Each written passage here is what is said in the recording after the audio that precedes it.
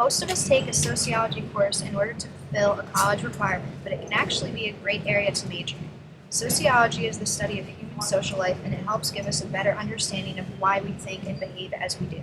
SUNY New Paltz offers a general sociology major as well as the option for a concentration in human services or criminology. We interviewed 3 professors representing each type of sociology major. These professors offer a look at some of the many careers under the umbrella of sociology. My full name is Dr. Matt Jeckerburn. I have a PhD in sociology from the CUNY Grad Center, and I have an undergraduate degree, a BS in sociology from Northeastern University, and I have an en route master's of philosophy through the sociology department at CUNY Grad Center as well. My name is Donna Chafee. I'm a licensed clinical social worker, an LCSW. My name is Alexandra Cox, and I have my PhD in criminology, and my bachelor's degree was in American Studies, and I got my PhD from the University of Cambridge in England, and my PhD, as my area of specialty is, well, my PhD is in criminology, but I write about juvenile justice. Any ones they asked me to teach, although my dissertation was on the American funeral service, and I've developed an expertise in grief and American death culture, as well as have an interest in criminal justice and criminology. I consider myself to be a generalist. I've taught a number of classes over the years at a number of different colleges and universities, everything from the sociology of aging to death and dying to crime and society, criminology, to sociology of the workplace. Here at SUNY New Paltz, I teach primarily in the concentration in human services. I teach the theory and practice courses as well as some field education courses. I also teach Introduction to Human Services, which is a GE diversity class, and I teach juvenile delinquency, which is a sociology elective primarily associated with the criminology concentration. I teach crime and society, criminological theories, juvenile delinquency, and race, crime, and punishment. Side of teaching? I do. One of my passions is working with formerly incarcerated adults, for the most part men. I'm the director of a not-for-profit organization out of Kingston, New York called Save Them Now. It's a community reentry program, transitional program for parolees. So I do that. It's an unpaid job, but it's something I really love doing, and feel, despite the lack of support from the community and from government agencies, I feel that we're doing really good work. I do some consulting. Up until recently, I consulted for a juvenile detention facility. I also do some clinical consulting for some groups that focus on the prevention of child sexual abuse. And I also do some leadership training for youth. I have a lot of different projects I'm working on, but one of the things I do professionally is that I get hired as a mitigation specialist to work on criminal cases. And that means basically that I get hired by defense attorneys to basically write the life histories of people who are charged with crimes and to try to convince prosecutors and judges that those people deserve either a chance at an alternative to incarceration or a lesser sentence in prison or some other kind of better punishment. So I get hired every once in a while to work on those cases. And then I also am on a number of statewide committees. I think that, quite honestly, I stumbled into an Introduction to Sociology class when I was a freshman in college.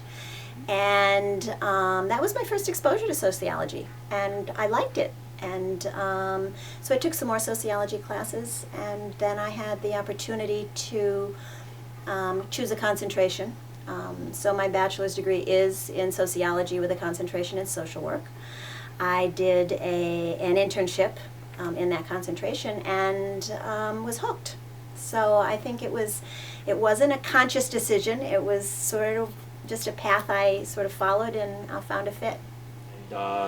when I was a senior in high school, I had the opportunity to take a few electives, 3-month courses in economics, consumer economics, adolescent psych, and sociology and anthropology. And of all those disciplines, the human behavioral sciences discipline, sociology was the most appealing to me because of its kind of global perspective. It just didn't look at what was going on between our ears or what was happening outside of us in terms of like large economic or political trends, but it took into account the relationship between the individual and social structure and history, which I always found to be very interesting. It's kind of fun work, you know. I get to travel a lot, and I get to so I travel a lot to different prisons, which is maybe not the most fun work, but I do get to, I've met a lot of really interesting people through my work, and I think it's expanded my own horizons. You know, I grew up in Washington, D.C. in a very segregated place, and this has given me the opportunity to kind of see the world in a different way.